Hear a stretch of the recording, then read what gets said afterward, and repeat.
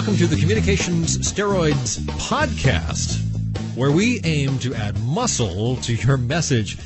I'm Tim Gordon. And I'm Roger Pike. And this is what you might call the short, sweet, to the point teaser version of our longer program, which every week we're going to release a short version. This is sort of the sampler, as it were. To dip your toe to test the water. But we want to do this to introduce you to the program Communication Steroids, which will be an ongoing series looking at leadership, communication, talking one-on-one, talking in small groups, talking to large groups, what it means to have impact, what it means to connect, communicate, and inspire, and certainly this as well. If you're a good leader now, we can make you a better leader. That's really what we aim to do with this. People come to a lot of things like this, and they come to it with the intention of improving their public speaking skills. And while that's an important element of what we do, it is only an element of what we do. Our goal is to not improve your public speaking, but rather improve your leadership communications. And that's a completely different matter. And it encompasses the way you relate to people on the telephone, the way that you manage a business meeting, the way you do a presentation for a client, for roll out a new product. All of it can be the way that you deal with the media in a situation, even in an adversarial situation where you've got reporters shoving microphones in your face, demanding to know why you're closing the plant. I mean, all of those things are part of leadership communications. And the way I like to say it is that effective leadership demands the ability to connect. And if you can't connect, you can't be an effective leader. You must connect, communicate, and inspire. And we're going to tell you how to do that. Some of the things we talk about, let's go ahead and give a few pointers here. I think this is a very important part of this podcast version, which is the free download that you can get and subscribe to at communicationsteroids.com, is that, there are some certain things you want to put in a public speech.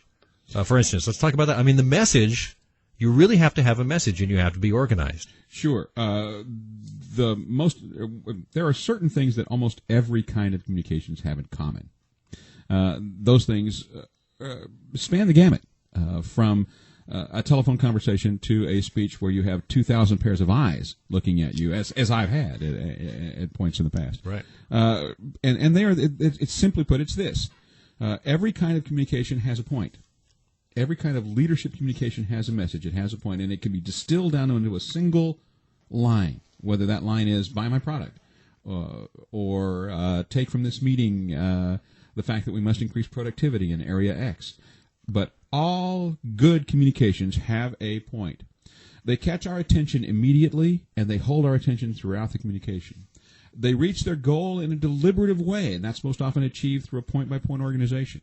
They repeat, they offer memorable moments, and they end powerfully. Some of the basics of a good presentation, you talk about the opening.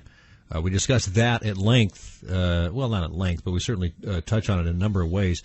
A powerful opening is very important. You want to get away from the, oh, thank you very much, appreciate you having me here, and by the way, and on to where the guys are bored, and you're wondering why the guy in the back's leaving, and. How long do you have before they're looking around for the waiter? You have a few seconds. A few seconds. You really do. If you're at a dinner meeting or keynote speech, yeah. And one of the ways that you can engage people's attention is by asking a question. Question's a really good way to do that.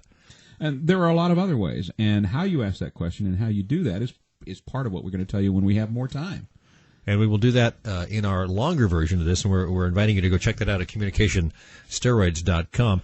Before we end this short podcast version, and the podcast really is about 5 minutes, and so if you listen to this every week, we're going to give you 3, 4, 5 minutes of good, useful tips. Tools. We'd love you to go check out the program, and we think it's very worthwhile. We think it's a great value, but even if you don't do that, the podcast version will give you some tips on that. Well, I mean, just the notion that that there are certain elements to every good communication is something that something that so many people fail to do. They fail to grasp people's attention immediately. They fail to organize effectively and build towards an effective call to action. And they fail to have a good close, a memorable close in which that call to action is clear and which inspires people to to actually do something. So if all you take from this 5 minutes is the idea of the organizational tools that I've given you, that we've given you, then you're already ahead of the game. And we'll just give you a couple more before we go out of how to get over the fear of public speaking. I think the number one thing we can tell you is you have to do it. How do you get over any fear? I mean, that is a number one fear in America of people that they what do you fear the most? And they have a list of 20 things, you know. The way you get over fear of public speaking is that you understand to the very depths of your soul that you can do it. You know that there are tools to effectively communicating. You know what those tools are. You've incorporated those tools into your presentation, and you've practiced your presentation. If you do that, I guarantee you the fear will lessen, and someday it will vanish. And we aims to make you better. And we will. I'm Tim Gordon. I'm Roger Pike. And this is Communication Steroids, the podcast.